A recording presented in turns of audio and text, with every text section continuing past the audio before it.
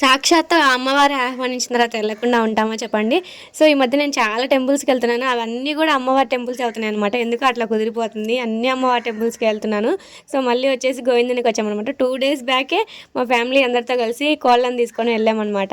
So, నేను ఆ videos కూడా అప్‌లోడ్ చేస్తాను. లాంగ్ వీడియోస్, షార్ట్ వీడియోస్ అన్నీ అప్‌లోడ్ చేస్తాను. సో, మళ్ళీ వచ్చామనమాట. 2 డేసే అవుతుంది. మా ఊర్లో వాళ్ళు గోవిందుని వెళ్తాం. మొక్కయితే ఉందనమాట. కోళ్ళని తీసుకొని వెళ్తాం. మమ్మల్ని కూడా పిలిచారనమాట. సో, వాళ్ళు పొద్దున్నే వెళ్ళిపోయారు. వాళ్ళు మొక్కంతా తీర్చుకోవాలి కదా! కోళ్ళని కోసి అన్నీ చేయాలి కదా! వాళ్ళు పొద్దున్నే వెళ్ళిపోయారు. మేము మధ్యాహ్నం అయితే వెళ్ళామనమాట బైకేసుకొని నేను, మా బావ. సో, వెళ్ళి అమ్మవారినైతే దర్శనం చేసుకున్నామనమాట. సో, నేను ముందు వీడియోస్‌లో చెప్పినట్టయితే అమ్మవారు అంతా ఇక్కడ ఈ టెంపుల్ గురించి అంతా కూడా చెప్పాను. లాంగ్ వీడియో అప్‌లోడ్ చేస్తాను చూడండి.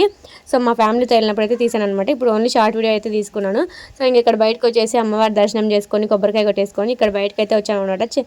శ్రావణ మాసం వస్తుంది కదా! ఏమన్నా బ్యాంగిల్స్ ఉన్నాయేమో చూద్దాము అనేసి వెళ్తే ఇక్కడ పట్టీలు అయితే బాగున్నాయన్నమాట. అడిగితే 350 చెప్పింది. అంతకంటే తగ్గదంట. సో, ఇక్కడ పిల్లల బొమ్మలు ఏమన్నా ఉంటాయేమో అని చూస్తే అన్నీ ఎక్కువ రేట్లే ఉన్నాయన్నమాట.